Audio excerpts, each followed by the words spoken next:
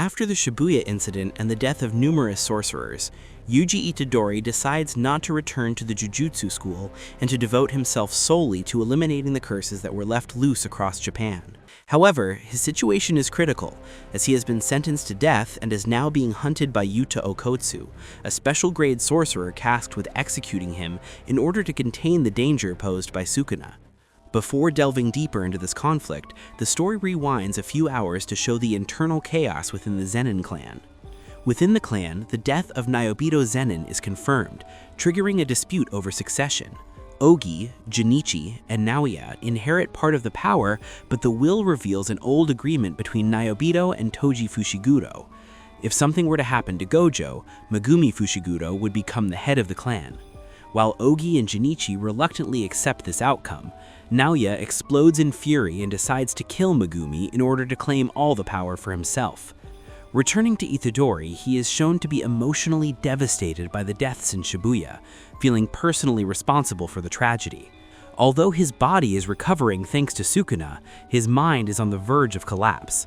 Choso, who now recognizes Itadori as his brother, stays by his side and supports him, assuring him that he is not responsible for the deaths of his other brothers. Even so, Itadori continues fighting curses as his only way to atone for his guilt, accompanied by Choso, with whom he demonstrates excellent coordination in battle. After defeating several curses, the two are interrupted by Naoya Zenin, who is searching for Megumi with the clear intention of killing him. Itadori tries to confront him, but Naoya proves to possess overwhelming speed and physical abilities. The tension escalates with the arrival of Yuta Okotsu, whose presence alone exudes terrifying power. Naoya withdraws, satisfied, leaving Itadori's execution in Yuta's hands while he pursues Megumi. Itadori fights against Yuta, but is completely outmatched by his immense power and the support of the spirit Rika, who enables Yuta to pierce Itadori's heart. Meanwhile, Choso battles Naoya, and using a new technique that floods the battlefield with blood, manages to defeat him. Just as Choso is about to finish him off, Yuta appears and knocks Choso out, then heals Naoya in exchange for having him report that Itadori is dead. Itadori awakens, alive, and Yuta reveals that Gojo asked him to protect Itadori if anything were to happen. Although he carried out the execution order, he revived him using reverse curse technique. Megumi was also aware of the plan and supports the idea that Itadori should not be condemned for a power he never chose. Even so, Itadori continues to distance himself out of fear of Sukuna until Megumi asks him to face what lies ahead together, freeing Gojo from the prison realm, uncovering Noritoshi Kamo's plans, and stopping them. Along this journey, Itadori learns of Nobara Kugisaki's officially confirmed death during the Shibuya incident. Later, he reunites with Maki Zenin, who survived her injuries, and with Yuki Tsukumo, who also joins the plan. Finally, the group crosses the barriers to reach Tengen, where a mysterious being is already waiting for them, fully aware that Itadori is the vessel of Sukuna. The encounter with the mysterious entity reveals that it is Tengen, although his current appearance makes him seem like a being detached from human reality. Without wasting time, the sorcerers ask him about Kenjaku's true intentions and the possibility of opening the prison realm. Tengen explains that Kenjaku's ultimate goal is to force the evolution of humanity through cursed energy, although this plan cannot be carried out immediately due to the current lack of sufficient cursed energy.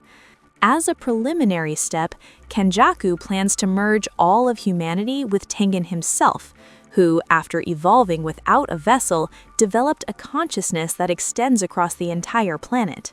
This condition makes a global fusion possible, but it would also mean the end of the world, as millions of people would gain immense power that would inevitably lead to corruption, chaos, wars, and the extinction of all life.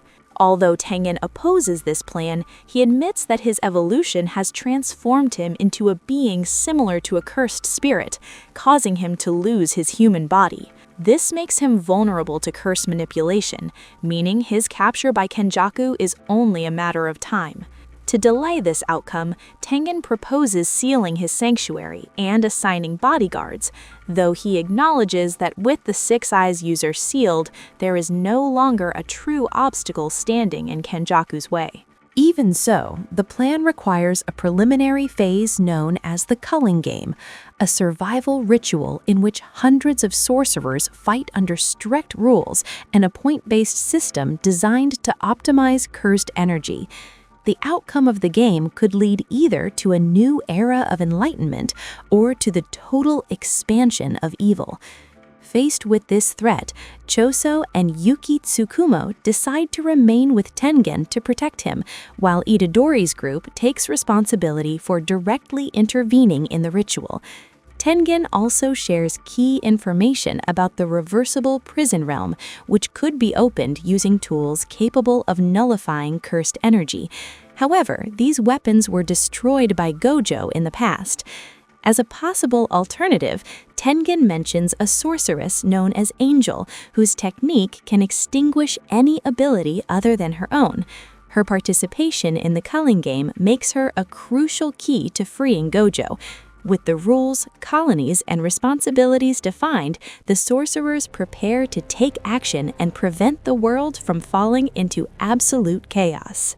With preparations underway for an impending decisive battle, the story returns to the Zenin clan, where Naoya Zenin openly opposes Megumi Fushijuro's recent rise to leadership.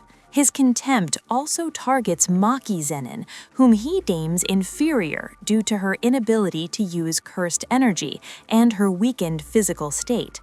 Although Megumi now has the authority to appoint Maki as clan head, this shift in power sparks fierce resistance.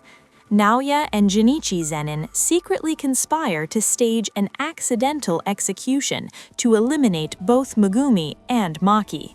The conflict escalates with the arrival of Ogi Zenin, Maki's father, who decides to purify the bloodline after deeming his daughter's failures.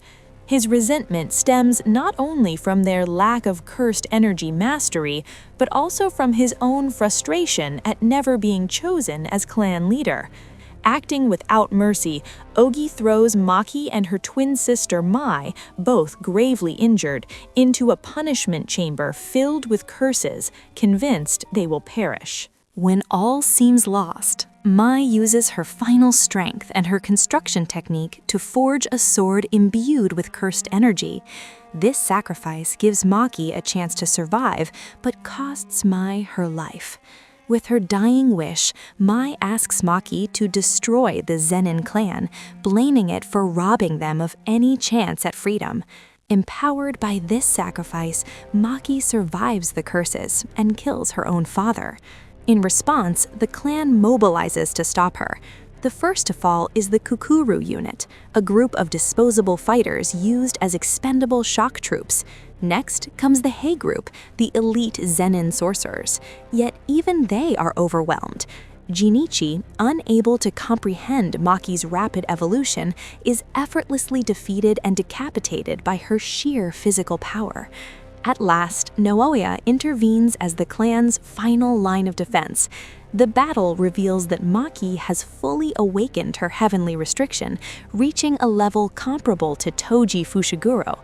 With Mai's death erasing the last trace of cursed energy from her body, Maki becomes immune to domain expansions. Using her heightened senses, she sees through Naoya's techniques and defeats him decisively. Though Maki's dying mother delivers the final blow to Naoya, Maki also kills her, completing the total annihilation of the Zenin clan and marking the fall of one of the most powerful families in the world of Jujutsu.